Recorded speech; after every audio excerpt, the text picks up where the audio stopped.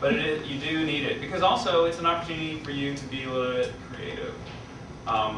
One great student book I saw, we hired the guy, is at a portfolio review. You know, I don't know how you guys do it, but it was at another school, which shall not be named, where they have just tables, and students are all lined up behind a table, and there's chairs in front of every student, and you just sit down and look at the book.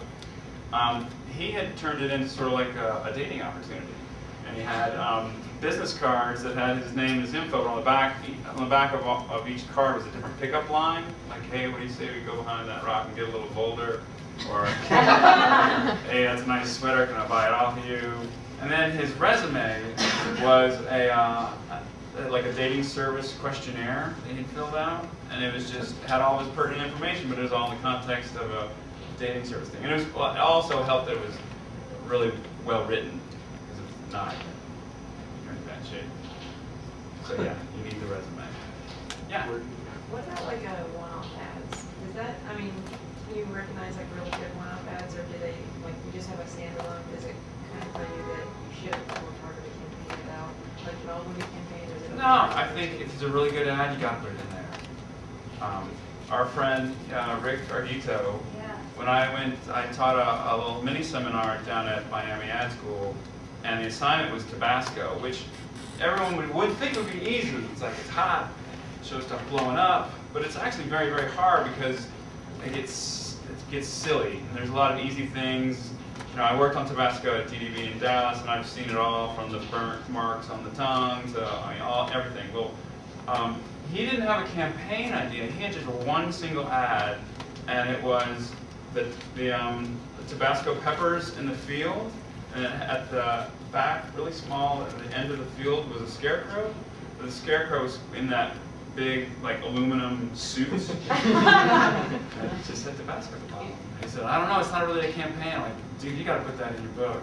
That's great. I've never seen that. What else? Surely you guys can solve that. How much experience do you think we need in Flash? That's a tough one. I don't think, if you're an art director and you know Flash, you're ahead of the game. But like at RGA, we're not looking for people who have Flash. We have Flash people.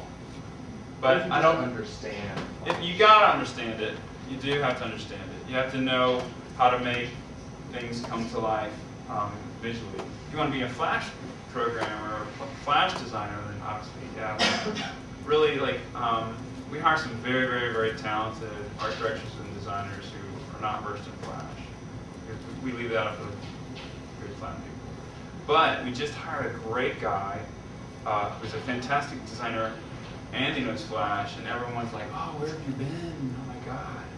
I can take a dozen more of you. So it can't hurt. And kind of like that question, as far as the art directors go, I mean, they need to be at like an almost designer status with the programs as well, or I mean, is that with the programs, you mean fluency in the programs, or do you just mean like your visual sense? No, fluency in programs. Or are you still looking, you know, well, conceptual and stuff in the? Yeah, you got enough Photoshop. Right. You got it, I mean, like really, really well. Because a lot of what we do, well, it's also like, you know, working on Nike, everything's beautiful. I'm really intimidated by the designers we have on Nike, because they make stuff look so incredible. Lots of shiny things, lots of reflections. I don't even know how they do it, but it looks fantastic. So if you don't know your way around Photoshop and Illustrator and that, I mean, you sink fast. But there are other, you know, accounts and other places that don't rely that much on the visual. But everybody has to be conceptual, right?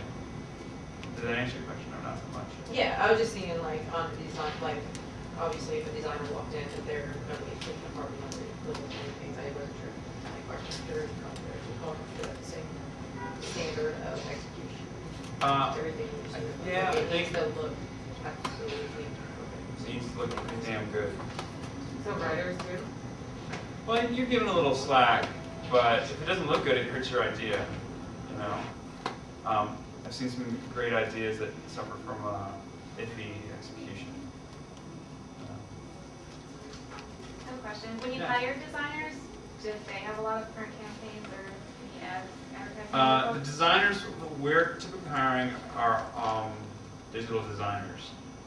Like they've got fantastic sites, but they'll also have some print stuff in there too. You know, Like just advertising or like a brochure or a logo or identity or anything like that? the ones that the books and sites that I've been seeing are more like cool underground stuff, like their own e-zines, where they're doing like really great, either like an unusual printed piece, and that's a physical piece, or a really great e-zine site where they like set the whole tone for the site and really like brought that to life. But print ad, not a lot of print ads. It's weird, the advertising world and the design world, at least on the digital side, still haven't quite met yet. There's still some separation there. How are the teams? Are the teams normally, because it seems to be shifting, or at least that's what Big Spaceship, I saw the CEO talk when I was in New York, and it seemed to be his team was made up of like 5 people. So it was like 2 designers, a web developer, an art director, a writer. Yeah, well, our teams are 3 people. Yeah, I'll have a visual designer, that could mean art director, could mean designer, but we just call them visual designers because there's another person called an interaction designer who is responsible for, like, if you're doing a site, it's how's this person going to get from A to B, or what's the user flow for the site, or if we're going to have like little touts or call-outs, this is getting busy, this is, you know, there's too many of them. What's the best way for a user to get through an experience? And then you have a writer. So a visual person, a writing person, and an interactivity person. And RGA, up until recently, didn't really have a lot of teams. That a lot of times for site designs, the interaction designer would go off and create little wireframes, you know, that would represent the little boxes and where you click on. The visual designer would take that and skin it, make it look good, and then the writer would fill in spaces where they needed words.